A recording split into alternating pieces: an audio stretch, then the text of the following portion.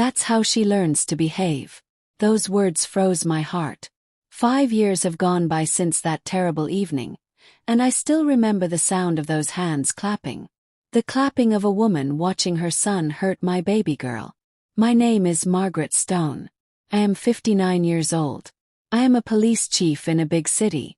I have worked for 35 years keeping people safe. I have dealt with bad cops, dangerous criminals, and whole neighborhoods that protected evil people. But nothing in my work life made me ready to see my own child getting hurt right before my eyes. This is the story I never wanted to tell. The story of how one Saturday evening broke our family apart, and how 1 minute of quiet changed the lives of 4 people forever. 'Cause you see, they didn't know who I really was. Let me bring you back to that evening. It was Saturday, April the 10th. I remember the day clearly because it was my late mother, Elizabeth's birthday. She had passed away 3 years before from cancer, leaving me by myself in that large apartment in Chicago, Illinois, which used to be filled with happy sounds. Sarah, my only child, had begged me to come eat at her place. "Mom, you shouldn't be by yourself on Grandma's birthday. Please come. I'll cook her special meal. Chicken with rice and vegetables." My daughter, my Sarah, 29 years old, a teacher at the local school, a smart woman who had gotten her grandmother's kindness and my strength, or so I believed, got there at 6 in the evening at her apartment in Phoenix, Arizona, a beautiful place they had purchased just 6 months before with money Elizabeth had given us. I had given Sarah her complete part of the gift money even though my banker told me not to. "Mrs. Stone, shouldn't you keep some just to be safe?" "Just to be safe from what?" I had asked, feeling upset. "Just to be safe in case my daughter married a man who became a monster." I should have listened to her. When I got there, the food was already ready.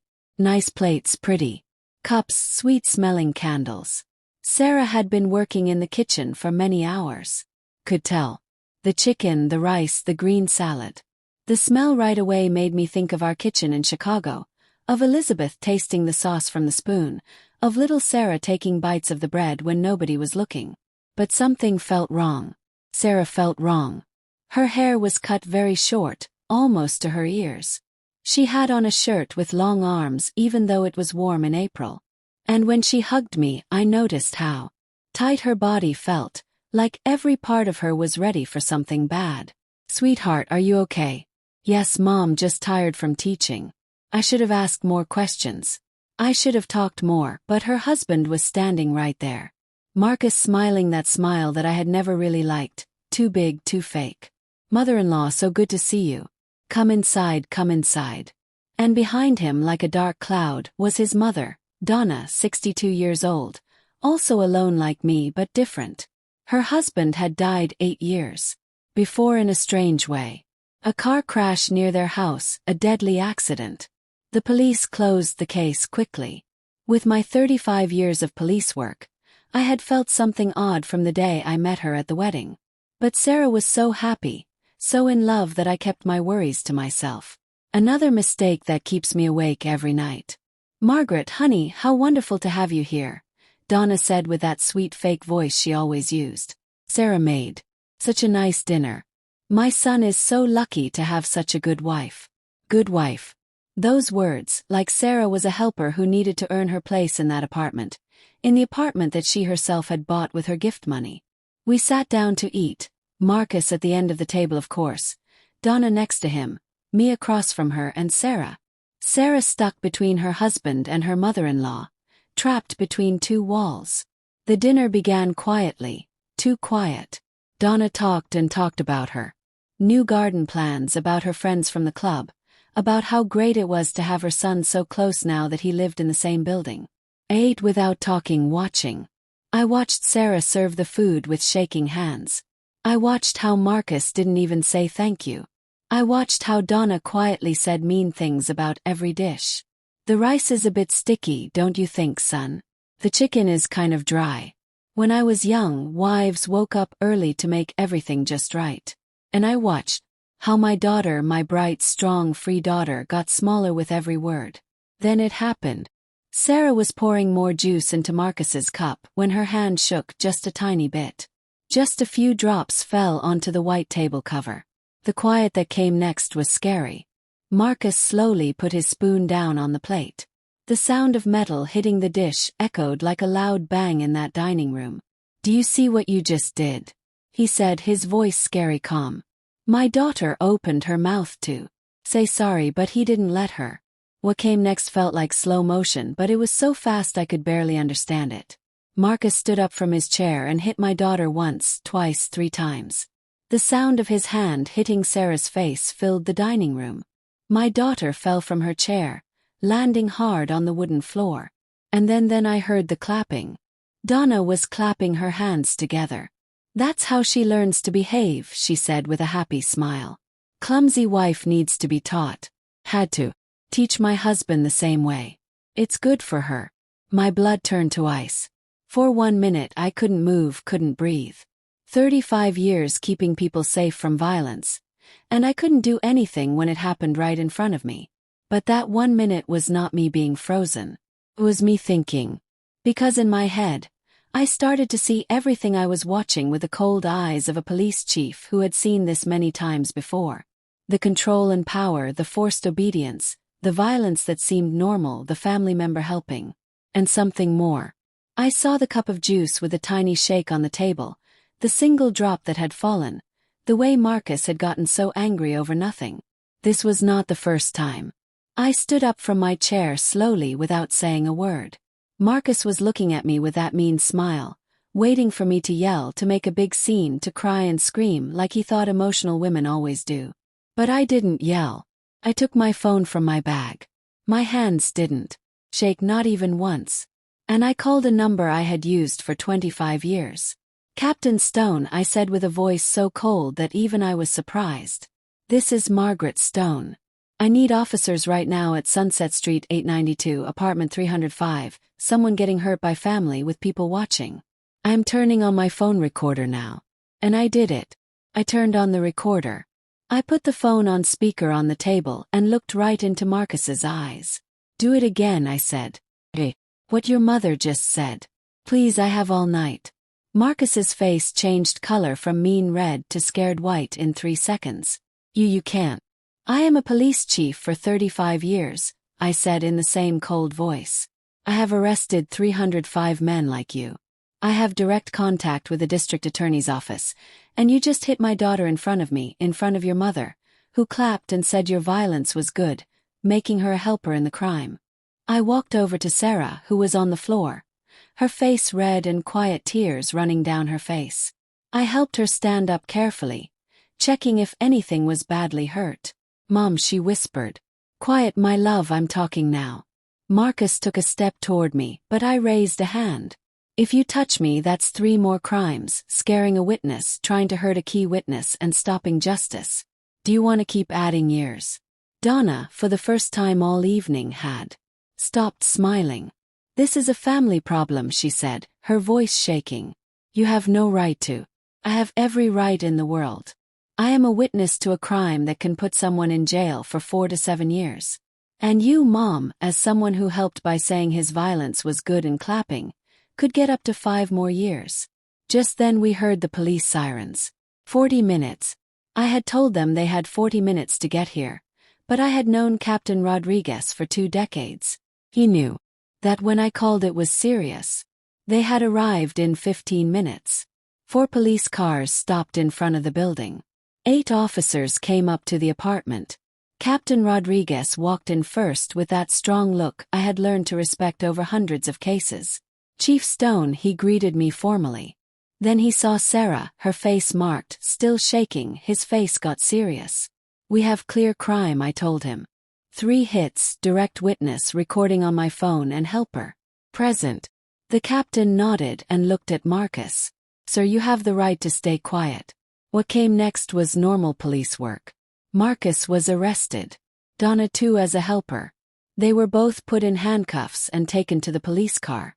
Before leaving, Marcus looked at me with hate I will never forget. "This isn't finished," he said. "My family has important friends. We're going to your important friends mean nothing when there's clear proof and witnesses." I stopped him.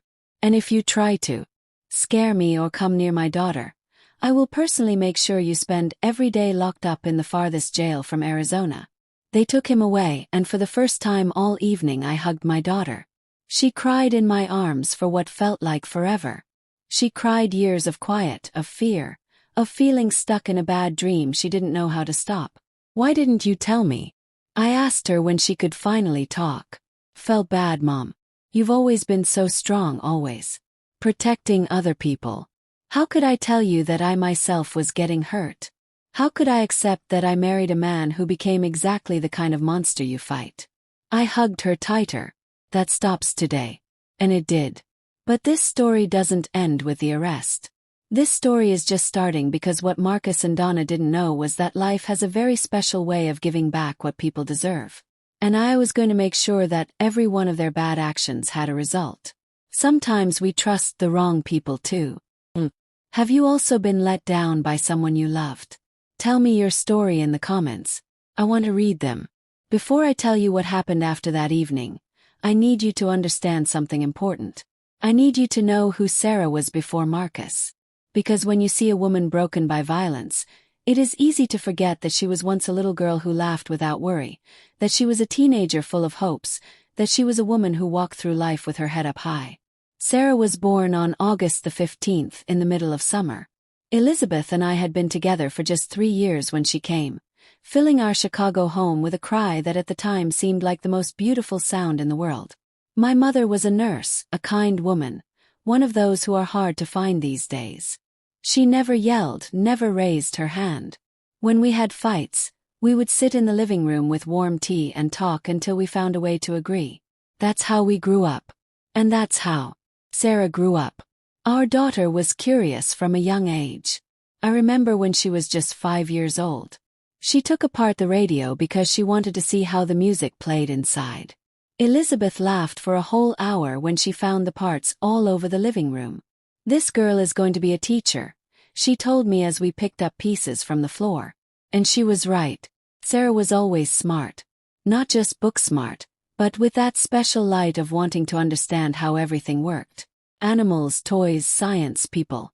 When she was 13 years old, she won her first school contest with a project on saving water. I remember her face when they gave her first place. A mix of pride and that real humility she never lost. Mommy, do you think Grandma's proud? Your grandma has always been proud of you, my love, since the day you were born. Elizabeth was there watching, her eyes bright with happy tears. That night, the 3 of us went out to eat at Sarah's favorite place, a small restaurant in Chicago that made the best pizza in the whole city. To our teacher, Elizabeth said, raising her glass of water. To our family, I said. To being together, Sarah added with that smile that lit up any room. Together. That word was like a rock for us. We didn't have lots of money in those years. Elizabeth's work was just starting to pay well, and I was still building my reputation as a police officer, but we had something more valuable. We had each other. Saturdays were special in our house. Elizabeth cooked spaghetti. It was her special dish, a recipe she had learned from her grandmother in Ohio. She spent hours mixing ingredients, making the tomato sauce just sweet enough with the cheese. Sarah and I were her official helpers. She measured everything with careful attention. I told the family stories that my mother loved to hear. Did I tell you about the Anderson case?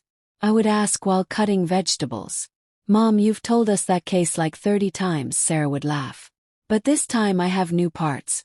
And that's how we spent our afternoons. With laughter, cooking spaghetti sauce, and the smell of the garlic bread that Elizabeth insisted on making from the start, because the store kind just wasn't the same. Those Saturdays. How I miss those Saturdays. Sarah grew up fast. Too fast. Like all children do when you're not watching carefully. Suddenly she was 16 years old, then 19, then she was starting college. Studied education at the State University. She was always at the top of her class, not because she worried too much about grades, but because she really loved what she did. She would come home excited, talking about child learning, teaching methods, classroom ideas that I could barely understand. Mommy, did you know we can help kids learn better through playing games? It's amazing. Elizabeth and I listened to her, fascinated, proud to have a daughter so excited about changing the world. When she finished college with top grades at 23, Elizabeth cried throughout the whole ceremony. She didn't try to hide the tears. She was too happy, too proud. "That's my daughter," she would tell anyone sitting close by. "That's my Sarah." After finishing college, we took a picture, all three of us together. That photograph is now in a frame in my living room. Sarah in the middle holding her college paper with Elizabeth and me on either side hugging her. We are all smiling. We didn't know that would be one of the last complete photos we would have as a family. Sarah got a job right away at a big elementary school. She was a third-grade teacher teaching children how to read and write and think. Her dream had always been to do teaching that helped people. "I don't want to work just for money, Mom. I want my job to mean something." And it did. In 3 years she was a head teacher. She created 2 new programs for struggling students. She spoke at teaching meetings in different states. She was free, successful, happy.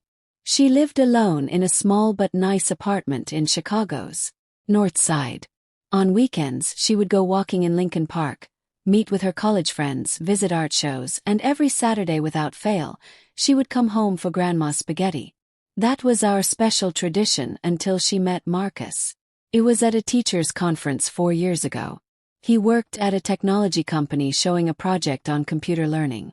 Sarah was there as a teacher from her school. "Mommy, I met someone," she told me that afternoon on the phone with an excitement in her voice I hadn't heard before.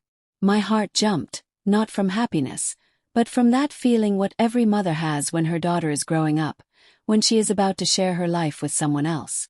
"Tell me about him." "His name is Marcus. He's a computer engineer. He's smart, funny, and he has amazing eyes." We talked for 4 hours after the conference. 4 hours, Mom. I didn't even see the time pass. I wanted to be happy. I wanted to feel that pure joy a mother should feel when her daughter falls in love for the first time. But something moved inside me. Quiet. Warning bell that I didn't know how to understand at that moment. "When do we get to meet him?" "Very soon. I want you and Grandma to meet him." 4 weeks later, Marcus came to dinner at our house. He arrived on time with an expensive bottle of wine and flowers for me. Well-dressed, clean, with that perfect smile I mentioned before. Too perfect. "Mrs. Stone, it's an honor to meet you. Sarah has told me so much about you and your work. I deeply respect what you do for people who need protection." The right words, the right sound, the right way of standing. Elizabeth shook his hand. They talked about nursing and technology and work plans. My mother seemed comfortable with him, but I watched him. I watched how he gently stopped Sarah when she spoke. I watched how his smile didn't reach his eyes. I watched how, when Sarah mentioned a recent work success, he quickly changed the topic to his own wins. Small things unimportant to any normal person. But I had spent 35 years seeing patterns, and I saw the red flags. That night, after Marcus and Sarah left, Elizabeth found me in the kitchen washing dishes in quiet. "What's wrong, sweetheart?" she asked, knowing my silence better than anyone. "I don't know. Something doesn't feel right. Give it time. It's the first time you've seen Sarah in love. It's normal to worry." Maybe she was right. Maybe I was seeing my work cases in my personal life. Maybe I was being too protective. But my gut feeling was screaming. The months went by. Sarah and Marcus became very close. She started talking less about her job and more about him. She stopped going to the gym because Marcus wanted they spend that time together. She stopped going out with her friends on Thursdays because he wanted them to have their special night. "Mommy, I'm happy. Really happy." God knows I wanted to believe her. Then we met Donna. It was 7 months later at a family lunch Marcus planned. His mother had just moved to Phoenix from Detroit. He told us to be closer to her son. "He's all I have since my husband died," she explained with that sweet voice I later learned to hate. Donna was unlike anyone I had ever met, fancy-looking on the outside, but with an energy that took up all the space. She talked without stopping, always moving the talk toward Marcus, toward how wonderful he was, toward how much she had suffered raising him alone after her husband's death. "It was a terrible crash," she said with fake sad eyes. "He drove off the road. I never got over losing him." But her body movements did not match her words. There was no real sadness in her face, just acting. And the way she looked at Sarah, like checking, like measuring, like deciding if my daughter was good enough for her son. After that lunch, Elizabeth and I talked until morning. That woman gives me bad feelings, I said. Me too. But Margaret, Sarah is an adult. We can't, I know. You know. But something is wrong. Can feel it. Elizabeth hugged me that night, as she had done thousands of times in our life together. If something is wrong, Sarah will see it. We raised her to be smart, to be strong. Let's trust her. And I trusted her. That was my mistake. 1 year later, Marcus asked Sarah to marry him. A big proposal in California with rose flowers and music players. She said yes, crying with happiness. When she told us, I hugged my daughter and told her I was happy for her. And part of me was the other part, the experienced police chief, screamed in silence. The wedding was beautiful. 150 guests in a garden in Phoenix. Sarah was glowing in her white dress like all brides. Elizabeth walked her down the aisle. I remember she looked at me before giving her away. And in her eyes I saw the same worry I felt. But it was too late. We had already said yes. We had already given our blessing. The first months of marriage seemed normal. Sarah still came home on Saturdays, though now with Marcus. We still made spaghetti, though the talks no longer flowed with the same ease. Marcus always had an opinion about everything. He always fixed some part in Sarah's stories. He always turned attention back to himself. And Sarah started talking less. Then Elizabeth died. It was sudden. The cancer came back fast while she slept. She left peacefully without pain. But she left too soon. 60 years old. We still had so many years ahead, so many more Saturdays of spaghetti, so many stories to create, so many great-grandchildren to meet. But she was gone. And with her the balance of our family was gone. The funeral was a rush of sadness. Sarah cried in my arms like she hadn't since she was a child. Marcus was there, proper and correct, but distant, like doing a social duty rather than comforting his wife. Donna, for her part, spent the whole funeral comparing Elizabeth's death to the death of her own husband. I know exactly how you feel, Margaret. I lost the love of my life too. Although I must say my loss was worse because it was violent. Even in my pain I saw the manipulation. But I was too broken to fight her. The weeks after the funeral were the darkest of my life. The Chicago apartment felt empty. Filled with ghosts of a life that didn't exist anymore. Elizabeth's coffee cup still on the kitchen shelf, her coat hanging in the closet, her nursing books in the bedroom. Sarah came every day. She stayed with me. She made food that I couldn't eat. She made me to shower to get out of bed. Mom, you have to keep going. Grandma would want you to keep going. And she was right. But going on without Elizabeth was like breathing without air. It was during those months that Marcus began to change, or maybe he didn't change, but rather showed who he had always been. He started saying that Sarah shouldn't visit me so much. Your mother is fine. She needs to learn to be by herself. He started saying mean things about her work, her clothes, her hours. Why are you getting home so late from school? What are you really doing? And Sarah, destroyed by her grandmother's loss, weak and looking for stability, began to give in. She stopped coming as often. She stopped telling me so much. She stopped being the woman she had been. Noticed it in the phone calls, in how her voice had lost its light, in how she always spoke in whispers as if someone were listening. Honey, are you all right? Yes, Mom. Just tired from teaching. The same answer over and over. And I, eaten up by my own sadness, didn't push enough. Another mistake I carry. 7 months after Elizabeth's death, the gift money arrived. Elizabeth had been a successful nurse. She had saved well. She had invested thinking of our future. She left Sarah and me a large amount. I gave Sarah her complete, half without limits, almost $7 million. Mom, this is too much. You should keep more. No, my love. Your grandma wanted you to have safety. She wanted you to be able to follow your dreams without money worries. With that money, Sarah and Marcus bought the apartment in Phoenix. A beautiful place that should have been a home filled with love, but it became a jail. Visits became less often. Sarah always had an excuse. Work, decorating, plans with Marcus's family. When I saw her, I noticed small changes. Shorter hair, more covered clothes, more makeup. Mom, I like this new look. But in her eyes there was something I had never seen before. Fear. And I, blinded by my own pain, by my own sadness, didn't see it until that night. That terrible night of April the 10th. The night that changed everything. The night I finally opened my eyes and saw what had been happening right under my nose for 3 years. My daughter was not okay. My daughter hadn't been okay for a long time, and I had been too lost in my own sadness to realize it.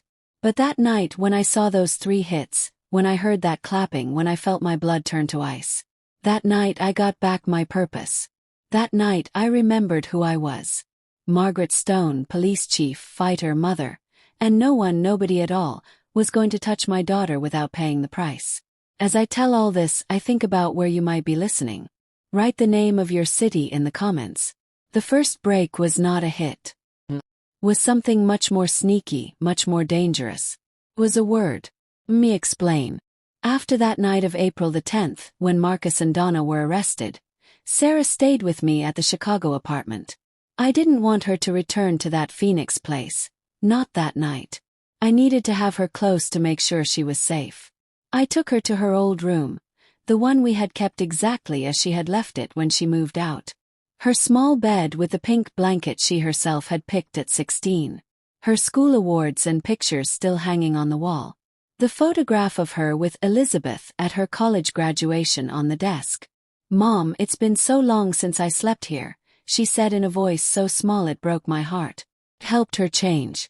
I gave her a clean pair of my pajamas. I made her warm milk with honey, just like I did when she was a little girl and couldn't sleep. We sat on her bed just like so many nights of her childhood. Tell me everything, I said softly. From the start. I need to know when it began. Sarah stayed quiet for a long time. She stared at her milk cup, watching the steam rise in soft curls. Finally she spoke. Remember our honeymoon in Hawaii? Course I remembered. Had been 4 years ago. Sarah returned with hundreds of pictures. The impossibly blue water of Maui, the volcanoes of the Big Island, the sunsets in Oahu. In all the photos she was smiling. She looked glowing. She looked happy. On the last night in Maui, Sarah continued, we were eating dinner at that restaurant by the beach. Remember I sent you that picture? He nodded. I remembered it perfectly. Sarah in a blue dress, the sun setting behind her, her wide, real smile. We had been drinking wine. We were celebrating. A waiter came to our table. A young Hawaiian guy, very kind. He asked me in English if everything was okay with the food. I told him yes, that everything was delicious. We talked for maybe 30 seconds. Sarah took a sip of her milk. Her hands shook slightly. When the waiter left, Marcus went quiet. I thought he was enjoying the view, the moment. But when I looked at him, he had that look. That look I later learned to be scared of. What look? Cold, far away, like I were suddenly a stranger. What happened? We finished dinner in silence. We returned to the hotel. I thought he would get over it, that maybe it was the wine or being tired from traveling. But when we got to the room, he closed the door and looked me straight in the eyes. Sarah paused. She took a deep breath. I kept waiting, giving her the space she needed. He called me a show-off, that single word. But the way Sarah said it with that weight, with that hidden pain, made me understand that it hadn't just been one word. Had been a judgment. I asked him what he meant. He said he had seen how I smiled at the waiter, how I talked longer than needed, how I was clearly wanting his attention. Sarah, I told him he was crazy, that I had just been polite. That's how I was with everyone. And then, he laughed. He laughed, Mom. But it wasn't a normal laugh. It was a mean laugh, like I were a silly girl who didn't understand the world. What did he say to you? He said maybe I didn't realize what I was doing. That maybe I was so naturally attention-seeking that I didn't even notice it. That his mother had warned him that overly free women like me sometimes didn't know how to act right in a marriage. I felt the anger rising in my throat, but I held it in. I needed to hear everything. I spent the rest of the night saying sorry, Mom. Saying sorry for something I hadn't done because he made me feel that maybe I had done something wrong without knowing it. That maybe I had been improper, that maybe I needed to be more careful of how my actions could be seen wrong. That was the first break. I didn't realize it at the time. I thought it was a misunderstanding. I thought he was being sensitive because it was our honeymoon and he wanted everything to be perfect. Sarah wiped away a tear that had started to fall. But the next day at the airport on the way back, he bought me flowers, red roses. He hugged me and told me he was sorry, that he had overreacted, that it was because he loved me so much that the idea of losing me made him crazy. The classic pattern: explosion, honeymoon time, tense calm, explosion. I had seen it hundreds of times in my cases and now I was seeing it in my own daughter. When was the next time? 3 months later we went to a work party for my school. It was a celebration. We had gotten a big grant. My principal, Mrs. Davis, congratulated me publicly. She hugged me. A professional, proper hug, one of those you give in work settings. Marcus yelled at you that night. He yelled at me for the first time. He said I had embarrassed him, that everyone at that party had seen how I let my principal touch me, that I clearly had no respect for our marriage. I explained that she was my principal, that it had been a professional hug, that there were 60 other people there, but he wouldn't listen. He kept screaming. He called me naive. He called me stupid. He said my principal obviously wanted something more and that I was too dumb to realize it. Sarah leaned back against the headboard of her bed, tired from remembering memories she had clearly been keeping inside for a long time. I started to be scared to go out, scared to talk to coworkers, scared to smile too much, scared to wear clothes that he thought were too revealing. I started always measuring myself. Is this shirt okay? Is this conversation innocent? Could this smile be seen wrong? Honey, that is emotional violence. It's control. I know, Mom. I know it now. But at the time I just wanted things to go back to the start when he was charming. When he made me feel special. I kept thinking that if I acted correctly, if I was the perfect wife, he would go back to being the man I fell in love with. I saw my own failure at that moment. All the times Sarah had canceled plans with me. All the times she had stopped coming on Saturdays. All the times her voice sounded quiet on the phone. I had thought it was sadness over Elizabeth, that it was the normal change of marriage, that it was busy adult life. But it had been this slow isolation, step-by-step control, hidden violence. When did the hitting start? I asked, although part of me didn't want to know the answer. Sarah closed her eyes. 9 months ago, a few days after we bought the apartment. The apartment she had bought with her grandmother's money, the money Elizabeth had left so she would have safety, freedom, choices. The irony was cruel. I was excited about the apartment. I wanted to decorate it, make it ours. I hired a decorator, a very talented young man recommended by a friend. His name was James. I already knew where the story was going. James came often, taking measurements, showing me choices for colors for furniture. He was professional always, but Marcus didn't like it. He said he spent too much time at our apartment, that he clearly had bad intentions. I told him he was gay. Mom, James was openly gay. He was engaged to his partner. I showed him his social media page where he was clearly seen with his fiancée. But Marcus didn't care. He said he could be lying, that he could be pretending, that I was too trusting. He told me I couldn't continue to work with James. I had to fire him, make up an excuse. James felt terrible. He thought he had done something wrong. I had to lie to him. And that's when we had the worst fight until then. Told him he was being crazy, that he had no right to control who I worked with, that it was my apartment too, bought with my money. Sarah opened her eyes. They were red, puffy. He pushed me against the wall. He didn't hit me, not with a closed hand. But he pushed me so hard that I hit my head against the wall. I saw stars for a few seconds. Felt sick. He said sorry right away. He cried. He said he didn't know what came over him. That I had made him angry by mentioning my money when we were supposed to be that he was under a lot of stress at work. That his mother was sick and he was worried. Sarah, he bought my forgiveness, Mom. Literally. The next day, he came home with a diamond bracelet. He took me out to dinner at the most expensive restaurant in the city. He told me he was going to change, that he was going to therapy, that he loved me more than anything in the world. Did he go to therapy? He went to 3 sessions. Then he said the therapist didn't understand him, that the therapist was taking the women's side and that it wasn't fair. Course not. Abusers never accept responsibility. They always find excuses. They always blame others. They always act like victims. The next months were a roller coaster. Some weeks he was the perfect man. He brought me flowers. He wrote me sweet messages. He treated me like a queen. Other weeks he was a stranger, cold, mean, controlling. And Donna, I said, where was Donna in all this? Sarah's face got hard. Donna made everything worse, Mom. Moved closer to us 7 months ago. She bought an apartment 2 blocks from our place. 2 blocks. 2 blocks. And she started coming over every day. Every single day, Mom. Sometimes without calling first. She would come in with her keys because Marcus had given her a set and walk in as if it were her own apartment. One day I got home from school and found her moving my kitchen things, changing my stuff, throwing away food that she said were no longer good, changing where the plates were. Told her, with all the politeness possible, that I appreciated her help, but I preferred to organize my own kitchen. Do you know what she answered? I shook my head. She told me, a good wife listens to her mother-in-law's advice.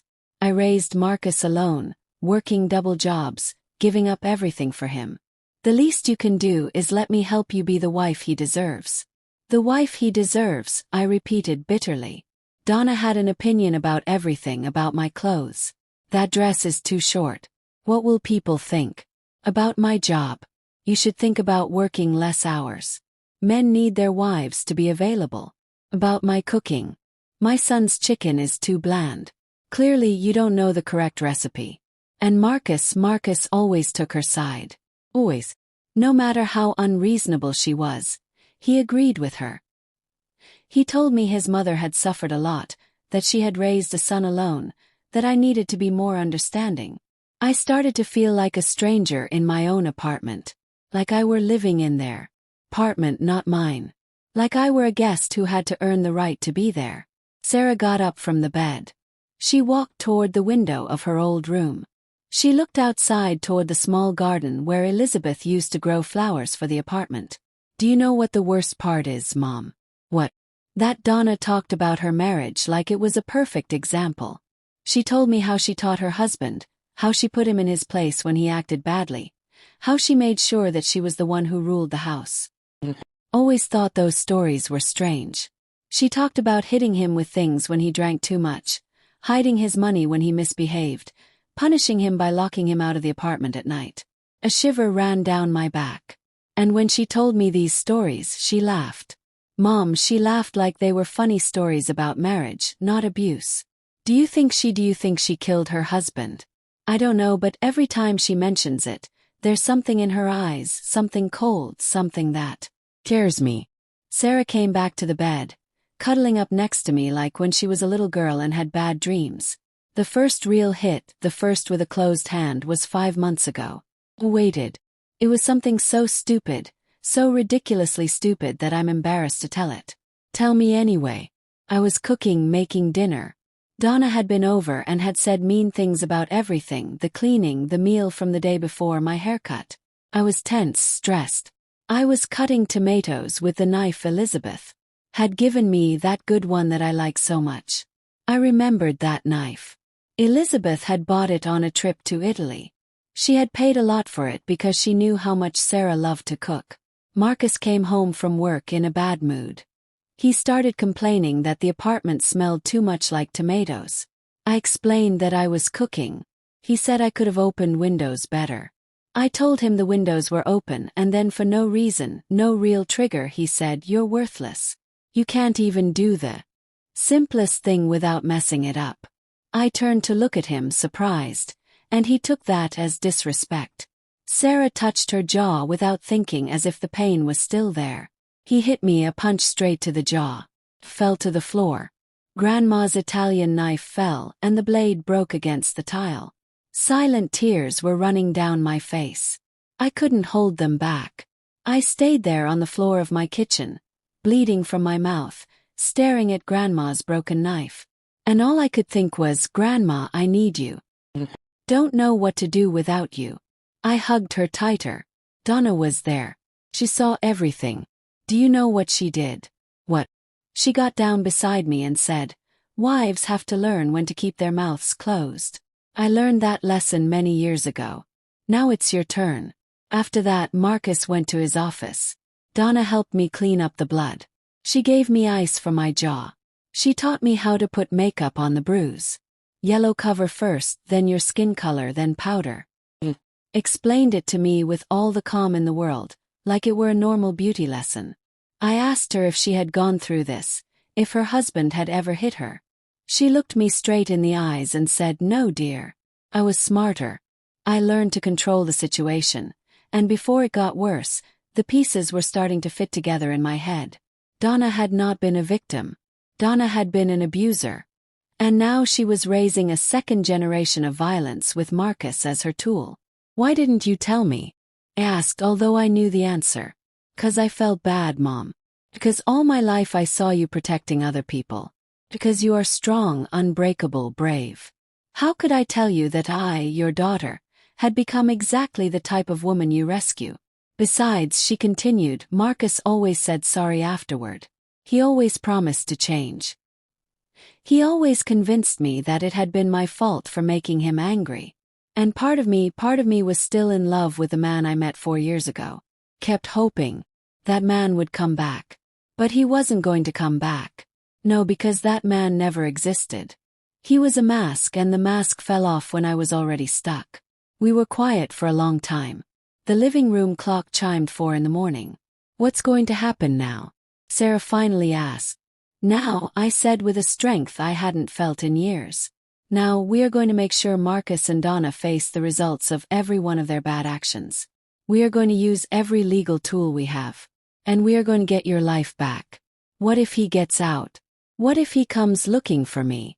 He's not going to get out. Not if I can help it. And if he does, he's going to have a restraining order so strong that he won't even be able to think about you without breaking the law." Sarah finally smiled. Small, weak, but real smile. "I missed you, Mom. I missed this version of you, the warrior. I never left, honey. I was just asleep for a while, but I woke up." That night, we both fell asleep in her bed, hugging. Like when she was 6 years old and storms scared her. But this time, the storm had already passed. Or so we thought, because what we didn't know was that Marcus and Donna were not going to give up so easily, and that the real battle was just starting. I still wonder if I did the right thing by calling the police that night, or if I should have planned more carefully. What about you? What would you have done in my place? The days after the arrest were strange, strangely quiet, strangely peaceful, as if the world had pressed stop. Sarah stayed with me in Chicago. We didn't talk much about going back to the Phoenix apartment. Neither of us wanted to face that talk yet. In the mornings, I made warm tea just like Elizabeth did. Sarah would sit at the kitchen counter, wrapped in one of my robes, looking out the window at the small garden. Sometimes we talked. More often we stayed in a comfortable silence, the kind of silence that only exists between people who know each other deeply. It was the 5th day after the arrest when the first call came. I was in my office reviewing documents to prepare the formal case against Marcus and Donna when my phone rang. Unknown number. I usually don't answer unknown numbers, but something made me press the green button. Chief Stone. It was a woman's voice, older, fancy, with that tone of power that comes from years of money. Who is speaking? My name is Patricia Wilson of the Heights family. I'm a close friend of Donna Matthews. Course she was. Can I help you? Rather, I can help you, Chief. I understand there was a misunderstanding between your daughter and my dear friend Marcus. A misunderstanding. She called 3 hits to the face. A misunderstanding. Miss Wilson, with all due respect, there was no misunderstanding. There was an act of family violence that I witnessed directly, and that is documented by the police. Oh, Chief, please. You are a woman of the world. You know what young marriages are like. There are fights. There are hard times. That doesn't mean you have to destroy the life of a successful man over a moment of what exactly? I stopped her. My voice sounded colder than I meant. Silence on the other end. What I'm trying to say, she continued with a more careful tone, is that Donna has told me a lot about her son. He is a good man, hardworking, devoted, and your daughter. Well, Donna mentions that Sarah can be somewhat difficult. There it was. The story I knew was coming. The victim caused the abuser. The victim deserved it. The victim is the real problem. Miss Wilson, I'm going to be very clear. I have no interest in talking about my daughter's character with you or anyone else.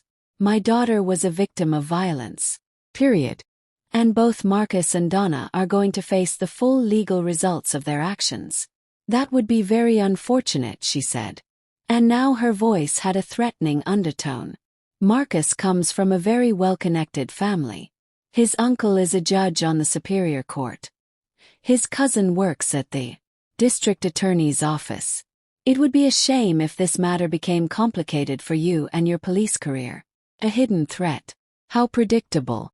Miss Wilson, I have been in this profession for 35 years. I have faced threats from gang leaders, corrupt politicians, powerful business people. If you think I'm going to back down because Marcus's uncle is a judge, you clearly don't know who you're talking to. Furthermore, I continued, every word of this conversation is being recorded, as is my legal right, and any attempt at scaring or interfering with an active case is obstruction of justice. Do you wish to continue?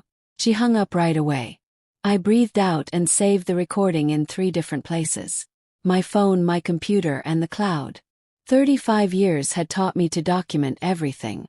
Sarah appeared in the doorway of the office. Who was that? I told her about the call. I watched her face turn pale.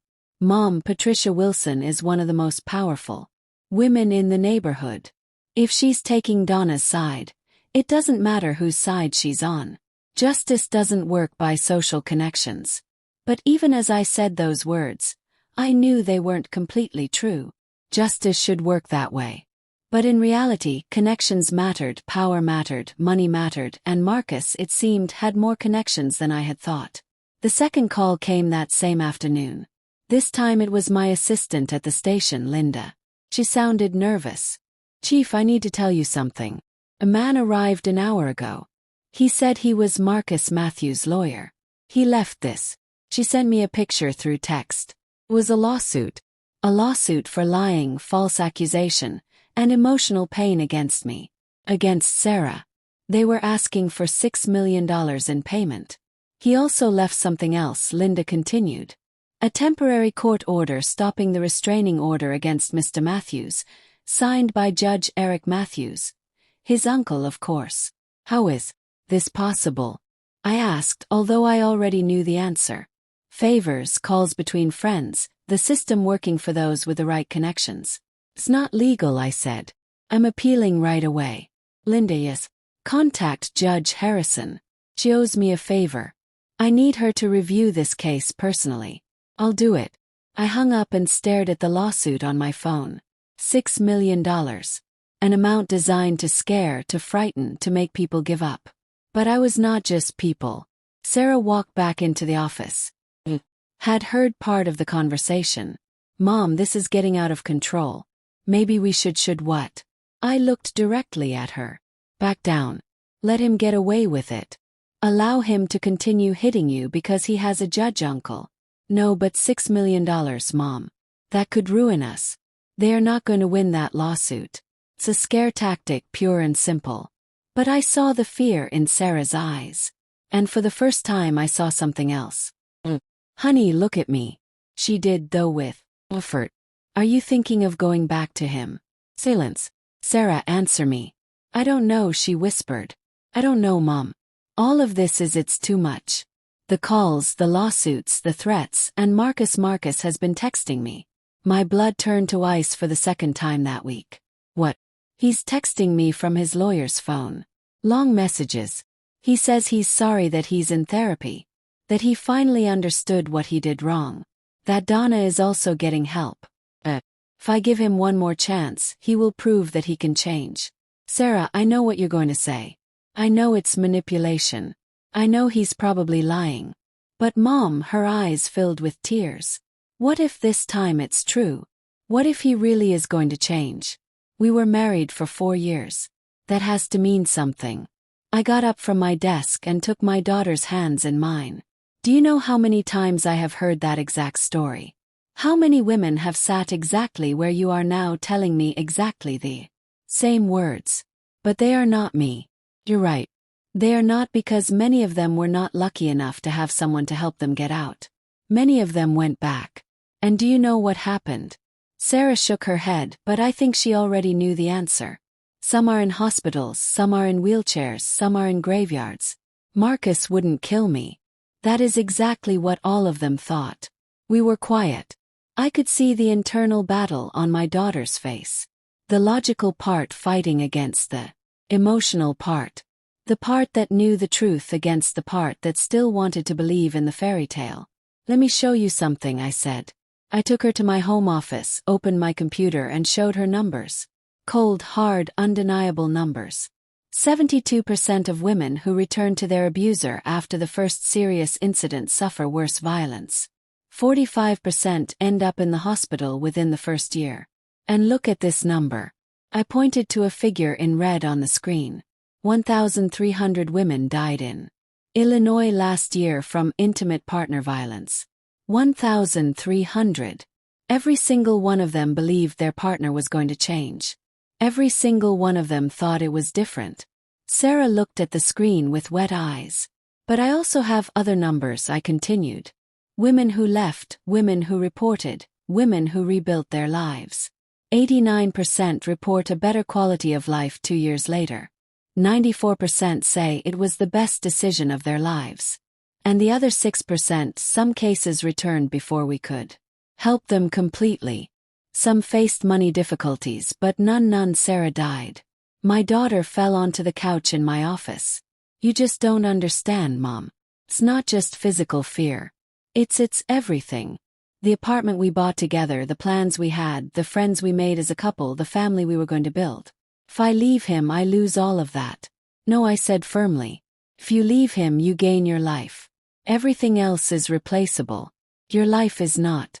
But I feel so guilty, like I'm overreacting, like 3 hits isn't enough reason to destroy a marriage. And there was the denial, the minimization, the syndrome I had seen in hundreds of cases. Sarah, look closely at me. 3 hits. That's 3 hits too many. There is no acceptable number of times someone can hit you. 0 is the correct number. 0. But what will people think, my friends, my coworkers, his family? Do you care more about what strangers think than your own safety? It's not that. It's just complicated. No, honey. It's simple. He hit you. He is the guilty one. You are the victim. There are no gray areas there. Sarah was quiet for a long moment. Can I at least read the messages? Can I at least hear what he has to say? Every part of my being wanted to say no. I wanted to forbid her from having any contact with Marcus.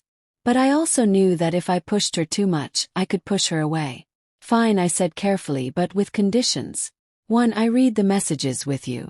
2. You don't reply without asking me first. 3. We document everything in case we need to use it legally. Deal. She nodded. That night, sitting in her room, Sarah opened her phone and showed me the messages. There were dozens, all from different numbers. The first one said, Sarah, my love, you don't know how sorry I am. I'm destroyed. These days in jail have given me time to think, to really see what I did. I was a monster to you. I don't deserve your forgiveness, but I ask for it anyway. Please give me a chance to show you I can change. I love you more than my own life. Classic self-pity followed by declaration of love. The second one, I talked to a psychologist here. He diagnosed me with anger control disorder related to childhood problems. I finally understand where my violence comes from. My mother, she hurt me a lot when I was a kid. I know it's not an excuse, but it's an explanation. I'm working on it for you, for us. Now he was blaming his mother. Interesting twist considering Donna had clapped when he hit Sarah. Third one. I saw that my lawyer filed a lawsuit against you and your mom. Please believe me. I didn't want that. It was my family's decision. I just want to solve this privately as a couple. Tell them to drop the lawsuit. Just give me a chance to talk to you face to face without lawyers, without your mom getting in the way. There it was. The real goal: to separate her from me. To talk privately where he could manipulate her without witnesses. Do you see the pattern? Asked Sarah. Which one? First message, he acts like the victim. Second, he blames others for his behavior. Third, he tries to separate you from your support system. This is the manipulator's handbook. Chapter 1. But Mom, what if he really is getting help? What if he really wants to change? If he really wanted to change, he would respect the legal process. He would respect your space. He wouldn't be pressuring you to talk privately. He wouldn't be using lawyers to scare us while he writes you love messages. Sarah knew I was right. Could see it on her face, but I could also see that part of her still wanted to believe the fantasy. The next few days were hard. Sarah went back and forth between moments of clarity and moments of doubt. Some days she was furious with Marcus, determined to move forward. Other days she would stare at her phone for hours, rereading messages, questioning every decision. I tried to give her space while keeping her safe. It was a delicate balance. One afternoon I found her in the garden standing in front of the small flower patch Elizabeth had grown. The roses had grown wild. The lilies had spread throughout the planter. The daisies threatened to take over everything. Grandma hated seeing the plants neglected, she said without turning around. I stood beside her. Your grandma would want you alive and safe. That's all she would care about. Sometimes I wish she were still here. She always knew what to say. She always knew how to make everything seem simple. Your grandma was wise. But even she would struggle with this. Not because she wouldn't know the right answer, but because you were her granddaughter. And when you love someone, you want them to make their own decisions, even when you know they might be the wrong ones. Sarah turned to look at me. Do you think I'm making the wrong decision by doubting it? I think it's natural to doubt. You were with him for 4 years. You built a life with him. You can't just turn off those feelings like a switch. But what I ask is that you don't confuse the love you felt for him with the danger he now represents. What's the difference? True love makes you feel safe. True love lifts you up, doesn't destroy you. What Marcus offered you wasn't love. It was control disguised as love. What am I going to do? Marcus asked, his voice that of a lost child. What's going to become of me? I don't know. And honestly, Marcus, it's not my problem anymore. Sarah stood up. I came here for one reason. To tell you that I am no longer afraid of you. That I no longer blame myself for what you did to me. That I understand that you were both a victim and an abuser, but that does not excuse what you did. I came to tell you that I am starting divorce proceedings, that I am going to get my apartment back, my money, my life, and that never ever again will you have power over me. Sarah, please don't go. Goodbye, Marcus. I hope that someday in some prison cell you find the real therapy you need. Not for me, but for you and for any woman who has the bad luck of crossing your path in the future. She turned and walked toward the door. Sarah, Marcus screamed. Sarah, I love you. I will always love you. She stopped at the door without turning around. Love doesn't hurt, Marcus. What you felt was never love. And she left. When the door closed behind her, I saw her transform. The shoulders she had kept tight throughout the conversation finally relaxed. The tears she had been holding back finally fell. But they were not tears of sadness. They were tears of freedom. I hugged her in the hallway while Marcus continued screaming her name from the visit room. Is it over? I whispered. Is it done? Yes, she replied. Done. That night, back at the Chicago apartment, Sarah walked into Elizabeth's study, the same one where I had spent so many nights seeking her silent advice. I found her there, looking at her photograph on the desk. Do you know what the strangest thing is? She said without looking at me. During all these months, I thought Grandma would be disappointed in me for marrying Marcus, for not seeing the signs, for needing to be rescued. Your grandma would never have been disappointed in you. I know it now because Grandma taught me what real love was. She showed me what a marriage should be like. Mutual respect, unconditional support, constant kindness. That's why I knew something was wrong with Marcus, she continued. Because Grandma set the standard and Marcus never came close to meeting it. She turned to me. Thank you, Mom, for not giving up, for fighting when I couldn't. For being strong when I was broken. Always, honey. Always. We hugged in that study that smelled of old books and tea, surrounded by the memories of a woman who had taught us what it meant to love correctly. The next day, we formally began the divorce proceedings. We also filed additional charges for destruction of property and threats. With the security footage, it was a clear case. Marcus now faced multiple charges: family violence, violation of a restraining order, destruction of property, threats. His family's lawyers tried to negotiate, but this time there was no room for negotiation. The evidence was too clear, the crimes too obvious. But Donna remained. She was still free, waiting trial for her role as a helper in the violence against Sarah. But now, with Albert Matthews' testimony and the recordings confessing Ray's murder, the prosecutor's office was reopening that investigation too. One afternoon, a week after the confrontation with Marcus, I received an unexpected call. It was Donna. "Chief Stone," she said with that voice I had learned to hate. "We need to talk." "We have nothing to talk about." "On the contrary, we have a lot to talk about. My freedom, my son's future, and what I am willing to do to protect both." "Are you threatening me?" "No, dear. I am offering you a deal. I don't make deals with murderers." "How dramatic." "Listen, I know you have recordings. I know that traitor Albert sold me out. But I also know that those recordings are not allowed in court. They were illegally obtained. They may not be directly allowed, but they provide the basis for a full investigation. And when that investigation is finished, you will spend the rest of your life in prison. Maybe or maybe not. My family has resources, good lawyers, connections. We can drag this out for years, decades. What is your point?" "My point is that we are both tired. You, your daughter, me, my son. We have all lost something in this war. Wouldn't it be better for everyone if we just ended this?" "How you dropped the charges against Marcus. You convinced Sarah to accept a friendly divorce without payment.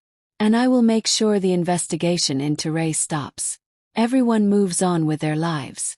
"Are you crazy? Do you think I'm going to let your son escape without results?"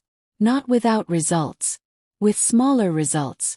2 years in prison instead of 7, required therapy, permanent restraining order, something that allows him to rebuild his life eventually. He hit my daughter. He threatened her life. He destroyed her property. And you have destroyed her life, her reputation, her career. Isn't that enough?" For a moment, just one moment, I considered the offer. Not because I thought it was fair, but because I was tired, so deeply tired of fighting. But then I remembered Sarah's words in the visit room. "Love doesn't hurt." And I knew my answer. "No," I said firmly. "There is no deal.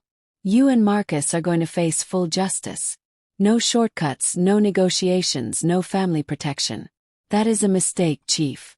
"No, accepting your offer would be the mistake because it would send the message that money and connections can buy freedom from punishment.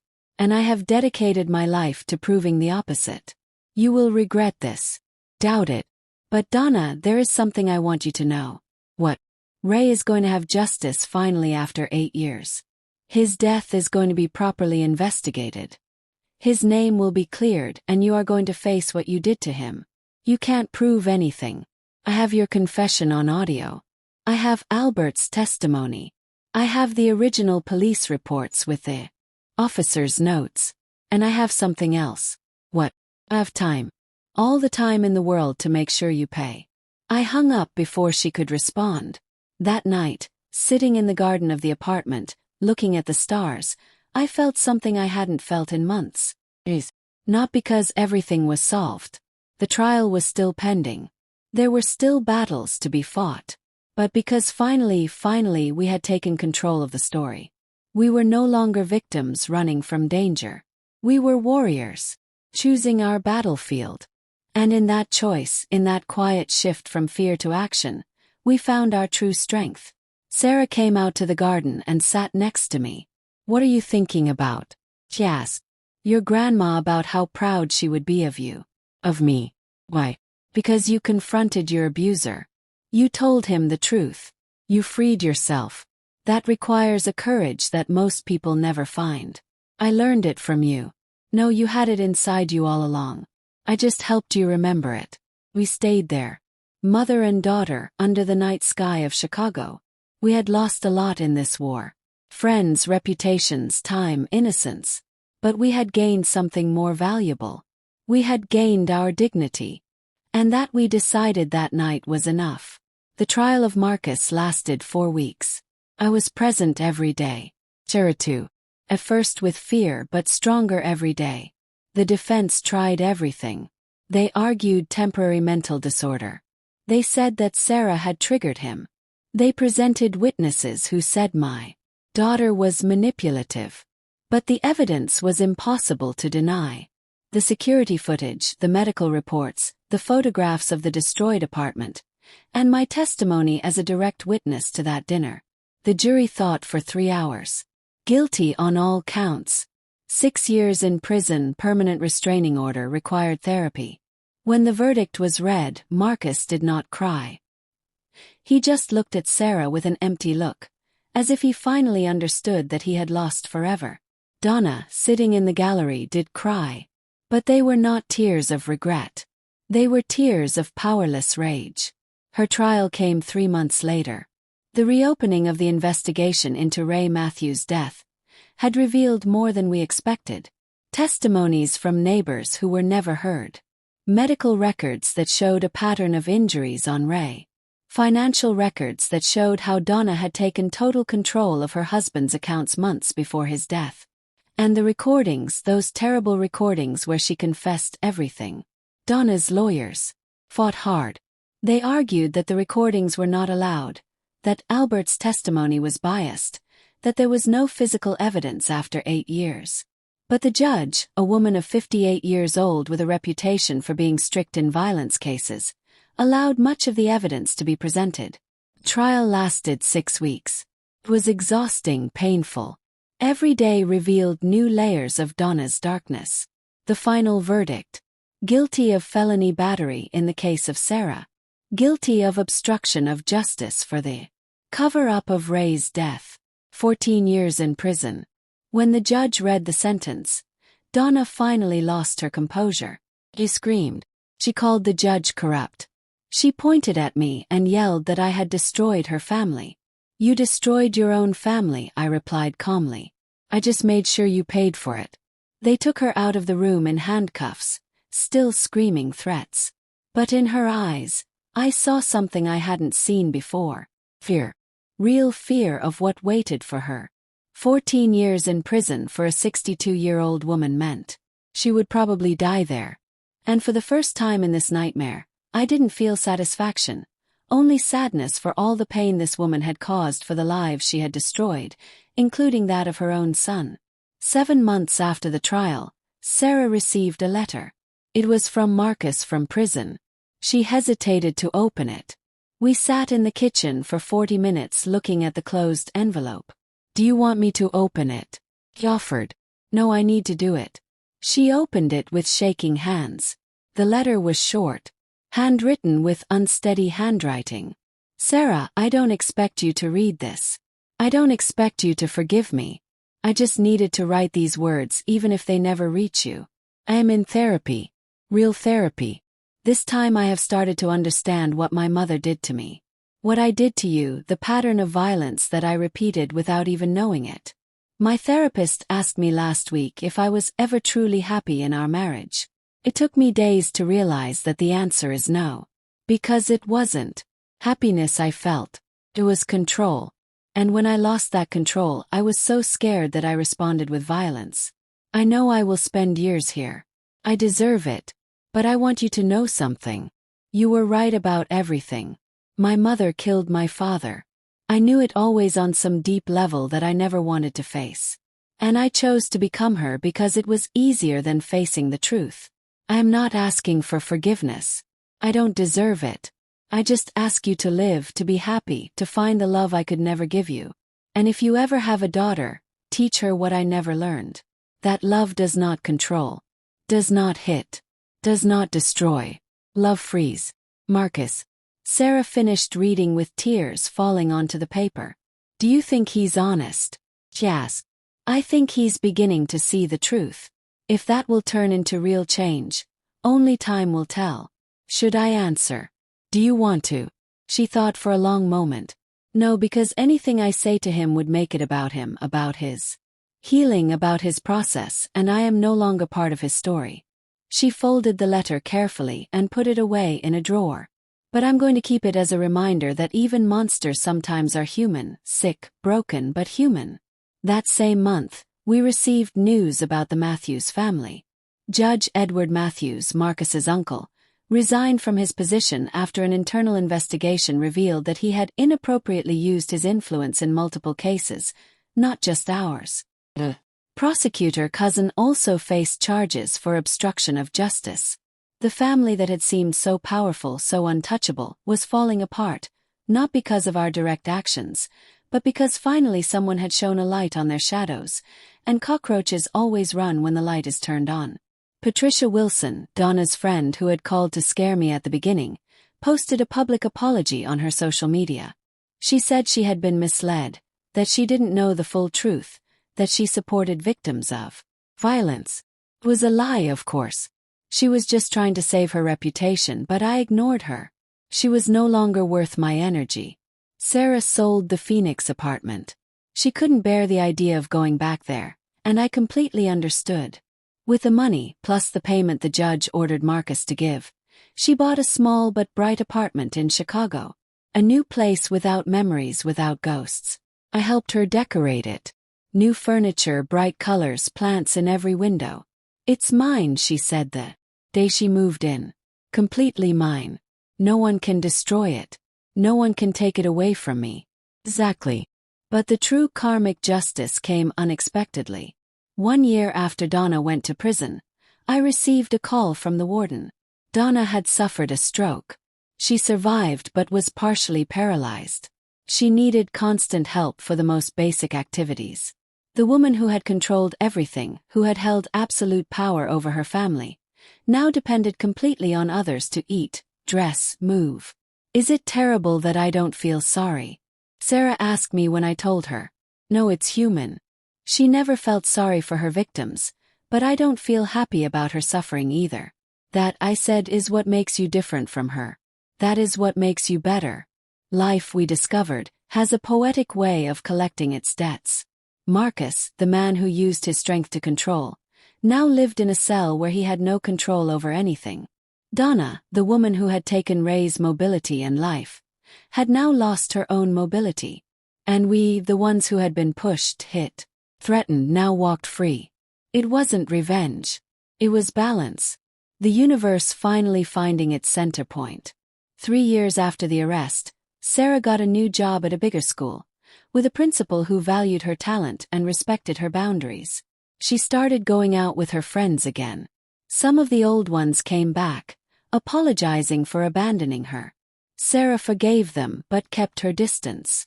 She had learned who her true allies were. She even started dating someone new, a firefighter she met at a community event. Kind, patient, with no need to control her. He's so different. Mom, she told me one afternoon while we were having tea in her apartment. He asks my opinion. He respects when I say no.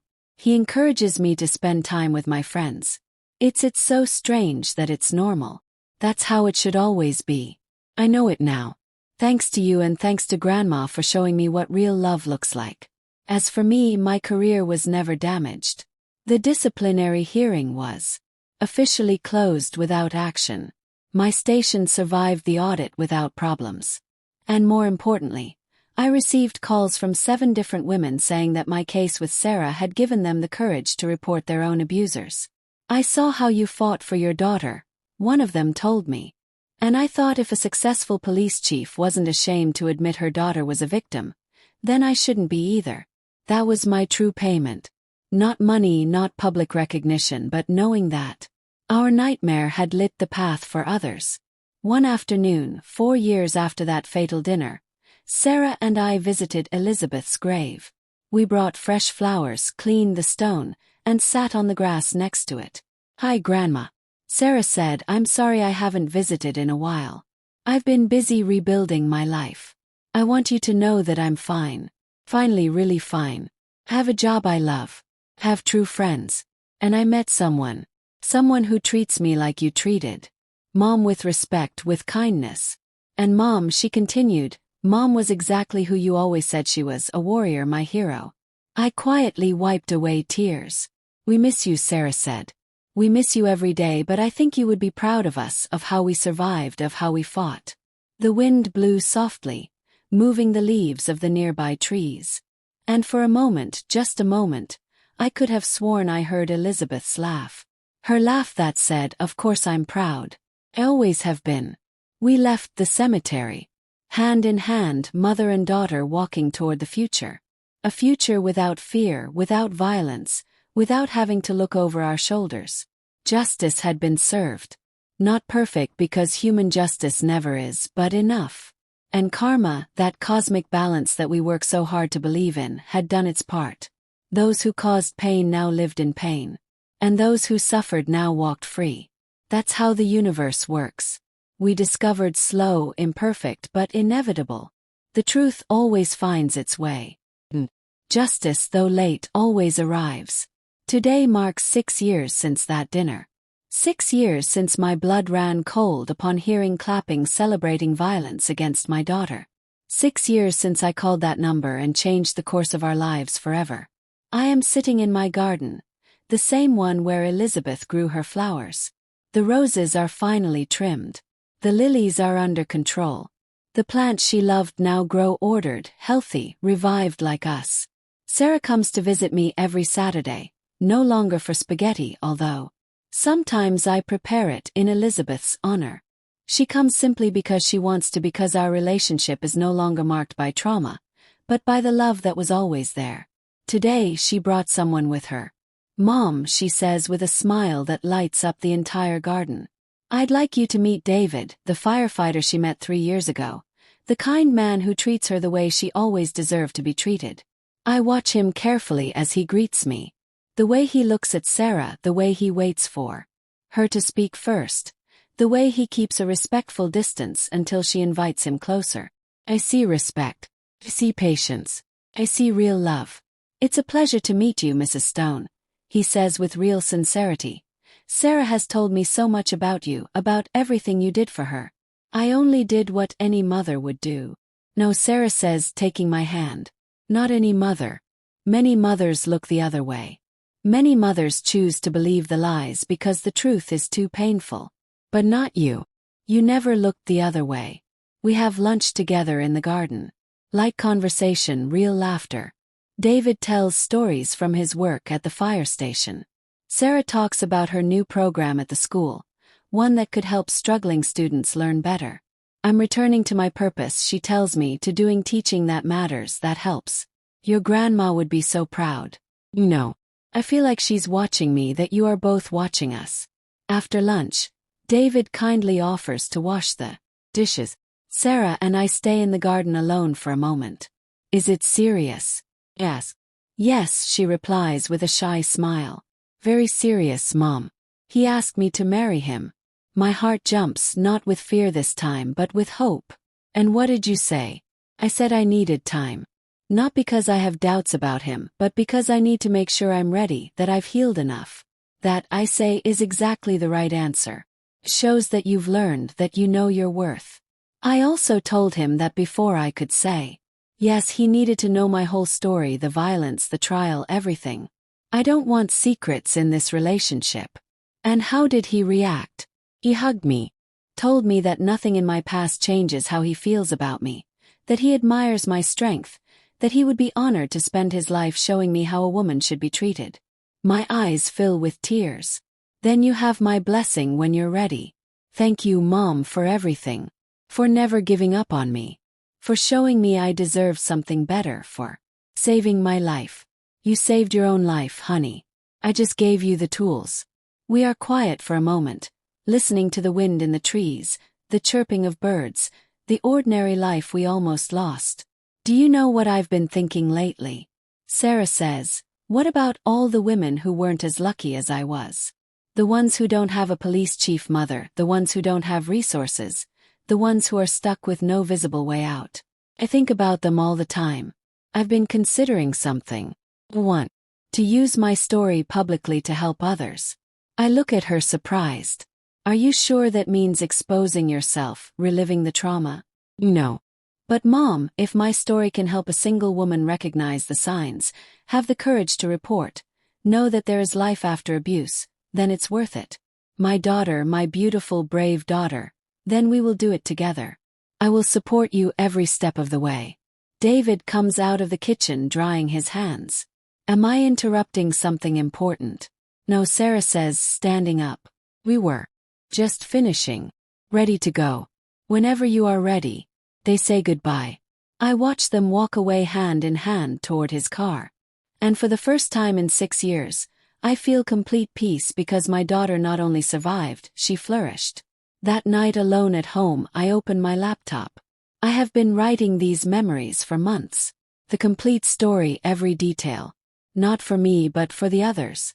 For the women sitting at family dinners, feeling that something is wrong but unable to name it. For the ones who receive the first hit and wonder if they are overreacting. For the ones who love their abusers and hate themselves for it. For the mothers who suspect but are afraid to ask. I write the last line. If my story helps a single woman open her eyes, it will have been worth it. Every tear, every battle, every sleepless night. Because in the end, it is not about revenge. It is about justice.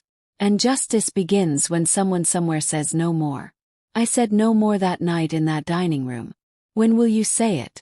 Close the laptop. Tomorrow I will send it to be published. Tomorrow another battle will begin. This time to change hearts and minds. But tonight I allow myself to simply be a 59-year-old woman. Mother, police chief, widow, survivor. I pour myself a cup of warm tea, the last one Elizabeth taught me to make. And I toast quietly to my mother, who taught me what true love was, to my daughter, who found her strength in the darkness. To all the women who came before us, paving paths.